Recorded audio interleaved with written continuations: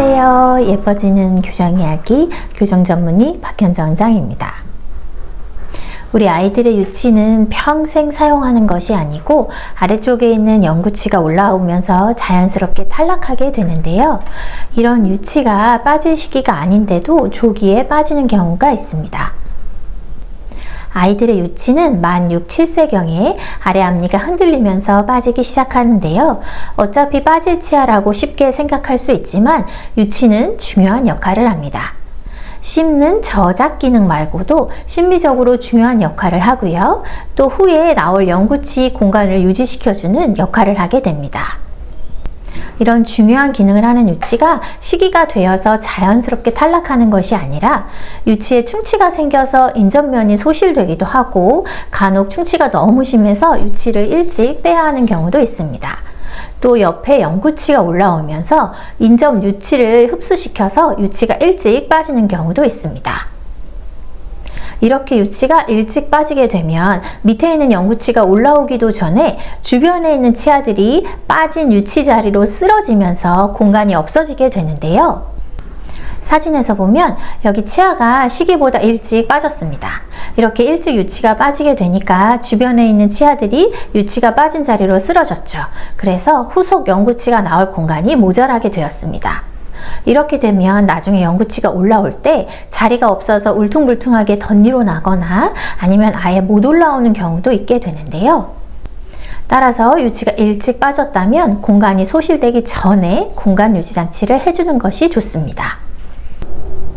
하지만 경우에 따라서 공간 유지 장치가 꼭 필요한 것은 아닌데요. 유치가 일찍 빠졌지만 밑에 있는 영구치가 나올 준비가 되어 있다면 공간 유지 장치를 하지 않고 지켜볼 수도 있습니다. 따라서 공간 유지 장치를 하기 전에 체크해 보아야 할 사항들이 있는데요.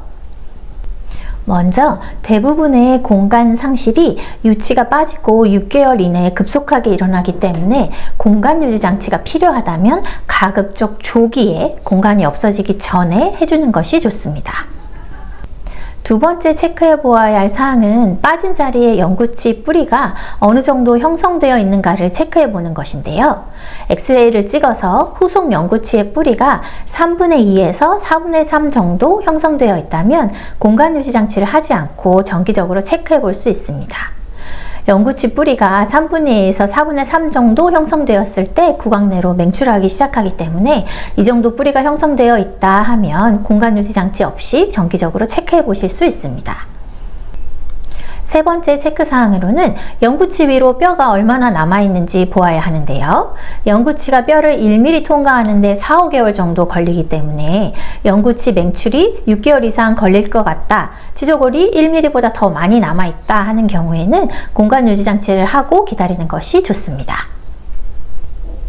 공간 유지 장치는 다양한 형태가 있는데요. 먼저 이렇게 생긴 장치를 많이 보셨을 거예요. 가장 보편적으로 사용하는 장치인데요. 유치의 작은 어금니가 조기 탈락되었을 때 사용하는 장치입니다.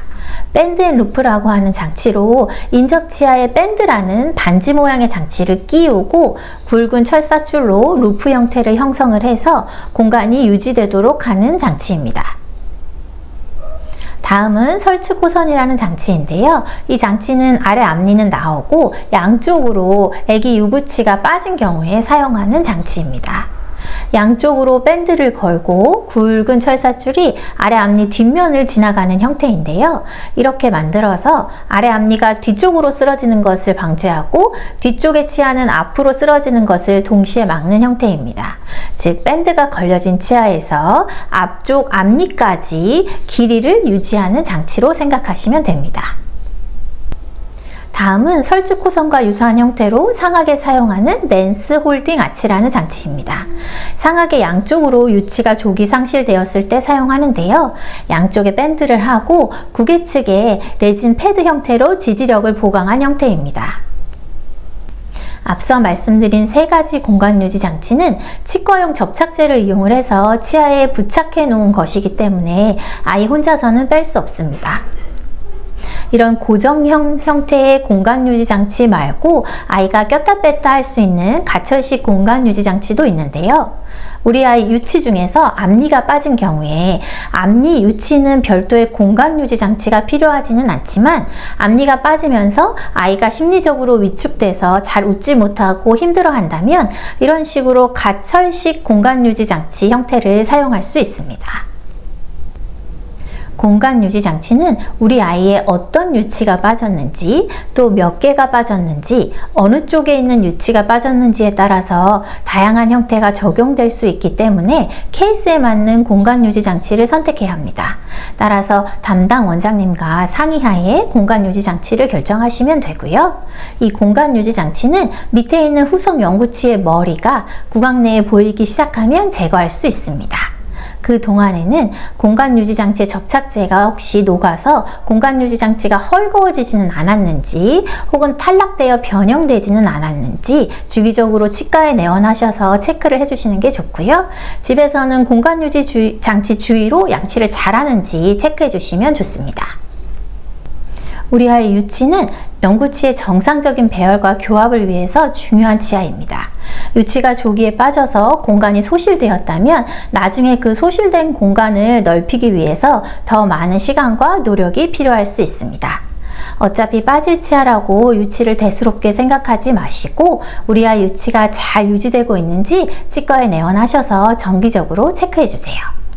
더 궁금한 사항은 댓글을 남겨주세요. 감사합니다.